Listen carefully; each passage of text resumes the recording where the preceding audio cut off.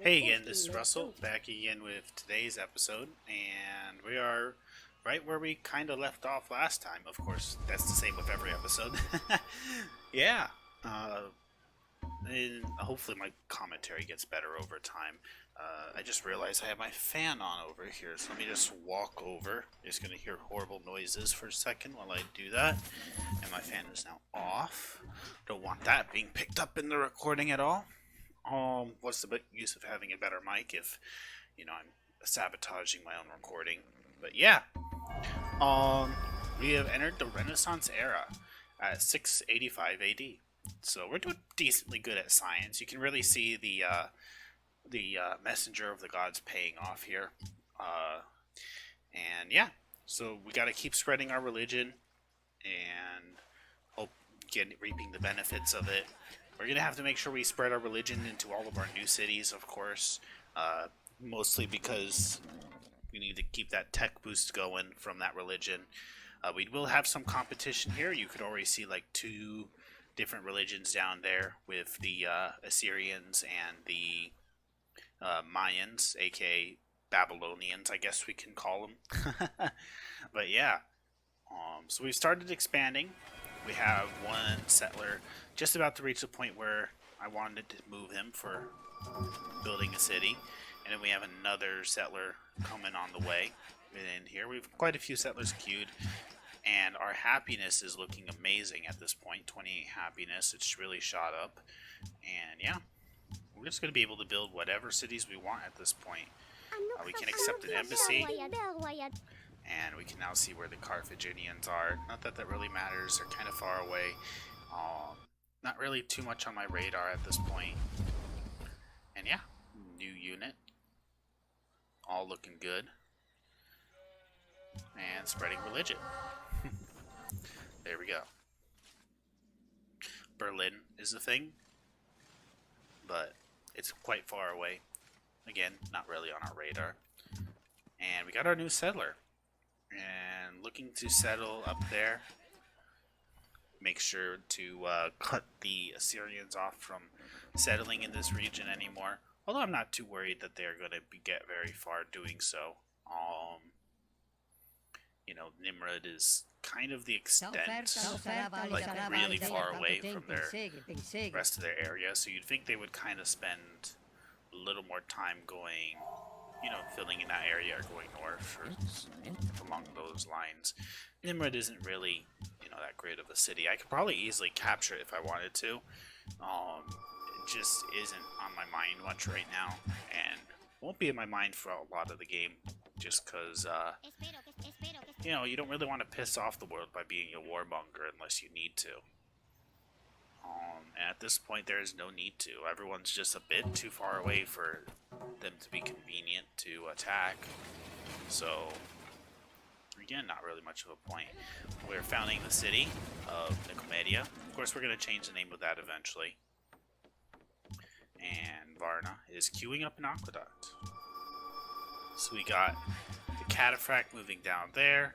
Workers are starting to be moved over to the other side of the pond, other side of the Aegean. And of course, immediately when they get there, they're going to start building roads. That's what it's all about. We have pretty much improved all the tiles here on that spot, at least. We could do a little bit more around like the capital and some of the northern provinces. Of course, we have workers working, but yeah, in Greece itself, there isn't really going to be a need to improve many tiles because there aren't many tiles. It would be an interesting game to play, Greece. In this map, you're definitely boxed in, so you'd definitely be forced into early war. So that's a thing. And then there's a lot of places to expand to. You can really attack Rome. If you wanted to, Italy would be a really good spot to expand to, so on and so forth. I don't really have my ambitions set west right now. There's so much good land to settle here. So many luxury resources. Some of them are, copies, of course, of other luxury resources and all that. So, but overall, it's much better to settle here than you know, in other places, than to try to like conquer and push into land that's, you know, not as useful. All of that land's going to be very useful. I'm trying to say, it being a lot of land is going to be very useful because, you know, if I was to take over, say, Italy, there isn't a lot of land there. It's a lot of ocean, you know, surrounding Italy and everything. So at the end of the day, you aren't going to really be able to build a lot of tiles. Your cities are going to be limited in their growth because of it, so on and so forth. So, yeah, it's better land, this whole area to settle. Nice big open land to build lots of improvements on. There's mountains spotted throughout like the middle of the land, so the ones cities that cities that you build next to mountains, you're going to be able to build observatories on. Some of them will be like cities that you can build wonders into. In that sense, of course, I don't think many wonders, if any at all, are going to be built in these cities. It's usually like in the first like 10 or so cities that you're going to focus on building wonders, because they're the ones that are going to be always finished with their buildings. So yeah, Nicomedia. I could have settled Nicomedia next to a mountain if I wanted to, but I feel like that location worked a little bit better. But it's debatable, Nicomedia. Of course, I am settling next to a mountain right there in the middle settler where you see that settler standing now. So that's a good spot. We got our next settler, and we still got plenty of happiness too. So there's a lot of places we can really take this. Right now, of course, I'm going to found that city. You can see what I'm thinking about where to put the next city. That one's next to a mountain, so I'm considering that spot. Of course, I did want to build a city, you know, where like modern day Antioch-ish is as well. And Cyprus has a lot of, you know, copper, so that could be like a good area, and sugar. There's just a lot of luxury resources, all worthwhile spots to build in. And even if there isn't a lot of luxury resources, we don't necessarily need to settle in places with luxury resources right now. We can just build cities wherever because we have so much happiness. Really got a lot to play with here. And yeah, we are building our roads. Again, that was the important thing. Roads equals science equals no debuff from building new cities. Because of course, when you build cities, then if they don't have any science, you're going to be slightly more behind on text. But again, text isn't a big deal for me right now. I'm in the Renaissance era after all. It's all about snowballing.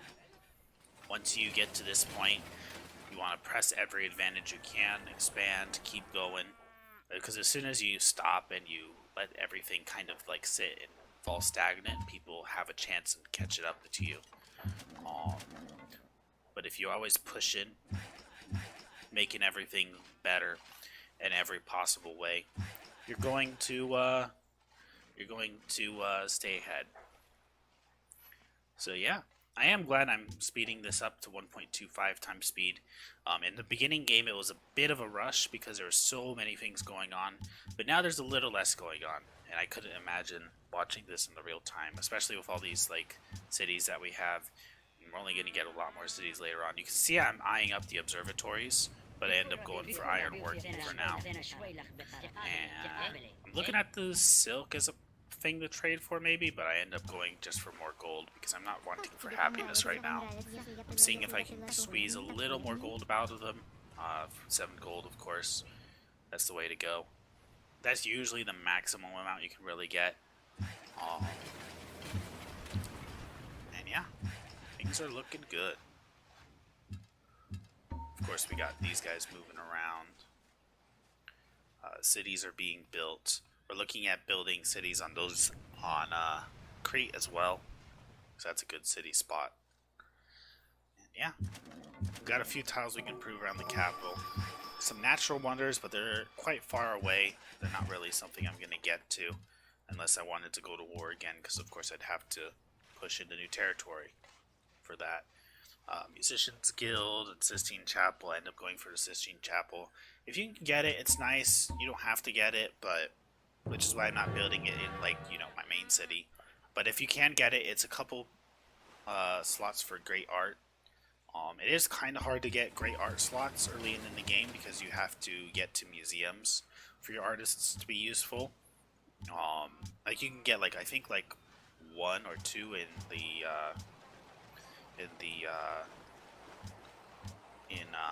what am I trying to say? That city's no longer producing because the Hagia Sophia was built in a faraway land. That's fine. What was I saying before? Yeah, it's hard to get great art slots in the beginning. You have to get it with things like wonders because all you get from in the beginning is really a palace. If you go for a religion and you're going for a culture victory, you really want to grab cathedrals because that's going to be your way to get great art slots early on in the game. Cathedrals are huge when it comes to that. I accidentally pressed 77. I meant to just press 7. But they're not willing to give me 7, which is annoying as heck. I don't know what I did to piss them off. Maybe they just saw me cock Greece and they have minor warmongering penalty because of it. I could look on the diplomacy screen to see why they don't like me at 100%, but I don't bother. But typically, yeah, you get minor warmongering penalties, even if you were the one that was declared the war on. Actually, the second time I think I declared the war. So I can't act like I was just defending myself. But you know what? The Romans, you went to war with Carthage 3 times in an alternate timeline universe. So, you can't talk. And the AI tends to go to war a lot. Almost every AI. They always drag each other into wars too. But I don't know, they just don't seem like as concerned with diplomatic penalties as, you know, me the player would be. Of course, I'm never like too concerned to make it stop me from doing stuff usually, but you know, I try to avoid denouncing people. I actually avoid making declarations of friendship with people, and I think maybe later on I'll make a mistake and accidentally make a declaration of friendship with someone. But what happens when you make a declaration of friendship with someone is like the world sees it as like you choosing a side. So everyone gets like really mega pissed off at you who like you didn't make a declaration of friendship with, who are like enemies of that person you made a declaration of friendship with. So it's best to like just not make declarations of friendship and not like do anything except like just sit there as like a neutral party for everything. Um, which you know it's interesting. So yeah, I was originally gonna move him out towards Crete, but then I decided to move him more so towards Cyprus area. And yeah, I'm finally able to adopt whatever I want to. I could go for rationalism now, but again, I'm not too concerned with science, so I'm eyeing up commerce. You know, I am building cities, and having the extra happiness would be nice, as well as all the extra money. You know, less maintenance on roads is going to be huge because I built like a lot of roads at this point. Um, so commerce is a good way to go. I could have gone commerce or rationalism. I don't think I regret going commerce at all, now that I think about it. I think it was the right choice to make in this situation. I don't think it would have been right to choose any other spot, because I'm not going for a cultural victory, hence no point to go for, whatchamacallit. What am I thinking? No point to go for, exploration, or the other one that's culture related. Exploration is the most important one for cultural victories, usually, just because being able to get to all those different archaeological sites that normally you want to be able to see. Exploration also is good for Navy. They don't really have like a naval tree so much as like you do get like admirals and extra movement when you go down the exploration tree. Would have been interesting if they just had made like a naval policy tree or something like that, which was like for increasing combat bonus and stuff like that for like all ships and stuff like that. Although it would make it a bit unfair if the AI avoided that tree when you're playing on an islands map, so I can see why they didn't do that either. yeah, it's interesting. It's an interesting thing to think about. Um, and I'm sure there's other things like that in like mods and stuff like that, expanded policies or changed policies or stuff like that. Um, so yeah, a lot of the things I think in the original game, like before Brave New World, I would have to go back to see, but I'm pretty sure like Commerce had like combined some of the um stuff that you see in exploration. Like it was like both land and sea trade for a lot of like the stuff for commerce in the original game. And then Brave New World, they kind of like separated the bonuses between exploration and commerce, but then like added like a little more for exploration. Commerce was a much more powerful tree, I feel like, in the base game without the expansions. But it is still very much worth going for in the expansions. I think like I want commerce like every time, like in the base game. It's just so good. And in this one, I'd say I would go for commerce half the time, maybe less. It's definitely very powerful when you're playing a very expansive game like this. Um, where we're trying to build as much cities as possible or capture as much cities as possible. All the road maintenance that you'll be paying. Very, very good to go commerce. Probably in a smaller empire or in a standard or quick game, I probably wouldn't see it as important. I'd probably try to go more so towards rationalism, or if I haven't reached to the point in technology where I could go rationalism yet, then I go for maybe honor actually for combat bonuses. Um, but yeah, I don't really see commerce as useful in every situation. Of course, we have I think a great profit now. I just don't see it because, of course, everything's like queued up on top of each other right now. And yeah, we built our road and are now building another road. You may ask, why are you building two roads to Nicomedia? And I'm simply doing it because, ease to walk my troops around. I like building like road networks. I don't really like always building like one road to every city. Even if it costs a bit more maintenance. If I'm strapped for cash, maybe I won't do it. But it's one of those things that if you have the money to build roads to places that might be useful to you militarily, then you should do it. I'm going ahead and moving my great profit away. It doesn't look like I'm using it for Asia Minor. I can kind of see the reasoning behind that. Like, I see my religion spreading to those places already, so that makes sense in that sense. And now that I think about it, it's a good idea to move my great prophet. The job of spreading religion can easily be done by missionaries instead for my own territory, especially because my cities aren't the highest of pops.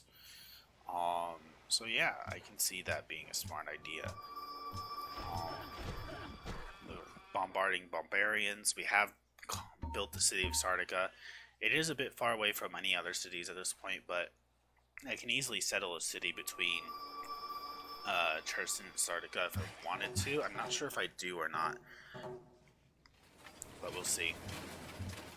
It's been a minute since I played this game. I do remember settling Cyprus eventually. I think I do. If I don't do Cyprus, I do the other island, Crete.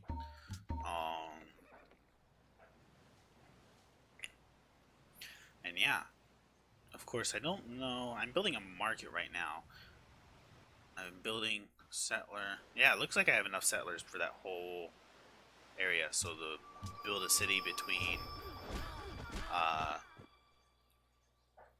Sardica and Cherson. I have a settler chilling there, so I could do that. We'll see what I end up doing with these settlers. I'm not 100% sure. And yeah, of course they want to give me open borders. I wouldn't have wanted open borders, but I end up doing it because, they don't have anything else to offer me. So, there we go. And yeah, we do have our dudes chilling in Crete now, so we can go ahead and build a city there. Annie, nice little city. Watching a lot of Star Wars lately, so Annie, I don't know.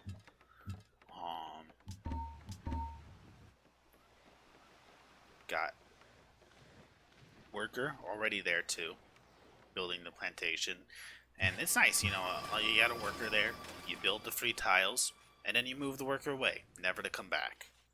So very easy city to just build and then ignore for the rest of the game.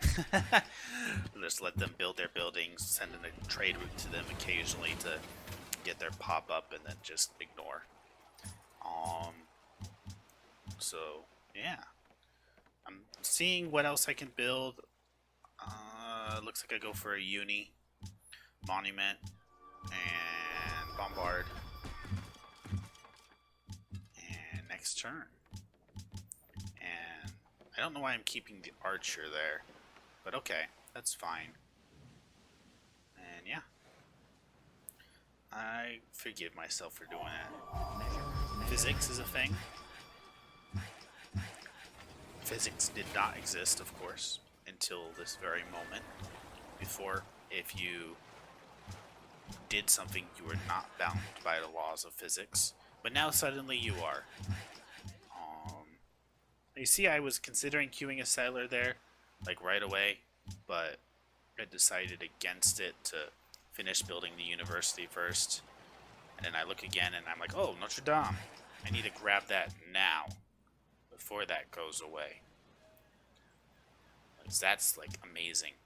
And it's pretty rare to not have Notre Dame be built by now. People the AI tends to really go hard for Notre Dame. So, might as well go for it while I can. And you can see I'm still considering building settlers. I'm not 100% sure if I am going to, which is why I haven't queued them up. But I'm thinking about it. I'm also looking to capture this settler. Another worker, never hurts. I can't, unfortunately, go around that at the moment, but it won't be long until I can go around it. And, of course, I'm building this road, because this road's going to be useful for bringing people back and forth across the Empire. Very, very good to, just be able to move everyone everywhere. Not to the point where, you have a road on every tile, but in terms of cities, like for example, Constantinople you can send troops from Constantinople to Ohrid, but then you can also send troops from Ohrid to Nicaea if needed. A lot of people just build the road from Constantinople to Ohrid and they won't connect it up to Nicaea because that's a little inefficient. But I'm fine with being a little inefficient if it means, being able to move troops around. Maybe it's just more of a multiplayer thing, building roads like that. I guess against the AI doesn't do good at positioning troops anyways. In multiplayer, it's a bit more important, your positioning of your troops. I've only played a few multiplayer games, but I noticed that roads are important in those games, very much so. Because, they help get your troops to where they need to be. So not having a road between a place like Nicaea and Ohrid would not be good. And yeah, the aqueduct is being built. That's what the Romans gave us. And we have a shrine. But I'm not building it. I'm building an aqueduct. I'm building a granary there. So you can see it. I'm focusing very much early on city growth as much as possible, granaries and aqueducts in all of these cities. And of course I build a workshop there, just purchase it. I could have purchased the aqueduct, but, it seemed a bit better to do it that way. So that I could rush down the aqueduct instead. And yeah, growth is important. Of course, the monument is important before growth because you need to grow your city tiles to improve the area around it, and that leads to more growth because you can build farms and stuff like that. But after that, it's important to get those cities grown up pretty quick, especially because they're more so mid-game cities, I guess you can call them, than early-game cities. We are kind of reaching pretty deep into the mid-game at this point, maybe. I'm not sure. I guess you could still call it the late early game, but it's more so the mid-game now. And so getting these cities up to uh, good population levels is going to mean a lot for the late game.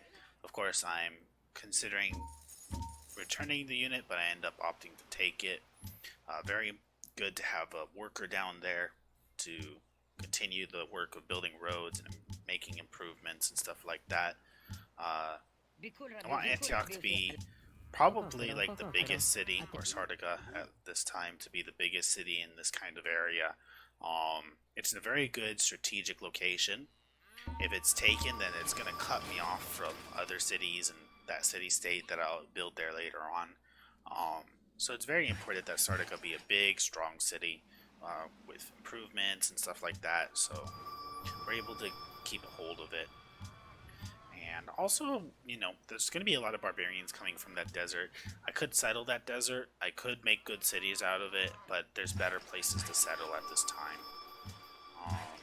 So yeah, I'll just avoid that for now.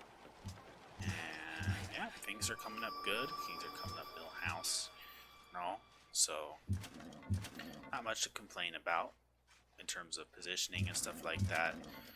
We got our dudes chilling. Things are looking good. Have a boat that we can do another internal trade route for, and I'm considering where to send it to. Last time I sent it to Athens. And we got our marble that we are improving there. I think we already have that on the trade network long ago, but being able to have an extra source to trade for either more money or more luxuries would be nice. Our happiness isn't dangerously low yet. We still have a little bit more happiness to build cities with if we wanted to. But yeah, things are looking good. I think we have, how many cities do we have now? 1, 2, 3, 4, 5, 6, 7, 8, 9, 10, 11, 12, 13, 14, 15, 16, I think it was. Of course, now I can't see the minimap. Because I can't see the minimap, I kind of lost count. So yeah. But anyways, we have way more cities than anyone else has, which is good. Again, going tall or wide, I mean, you can't really play like fully tall or fully wide in this game without, shooting yourself in the foot. You really want to both increase your population and increase your amount of cities always. So yeah, anyways, we're getting a little close to the end now, so thank you guys so much for watching. I've been Rustle. Like, comment, favorite, subscribe if you guys want to see more. And yeah, we're just going to keep expanding. We're going to build a building sometime in the city. A very, very important decision to bring element. And yeah, you guys have a wonderful day, weekend, whatever time it is. Have a good one. Bye. Like, favorite, and subscribe if you guys want to see more. Always interested in your feedback down in the comment section. You guys have a good one. God bless.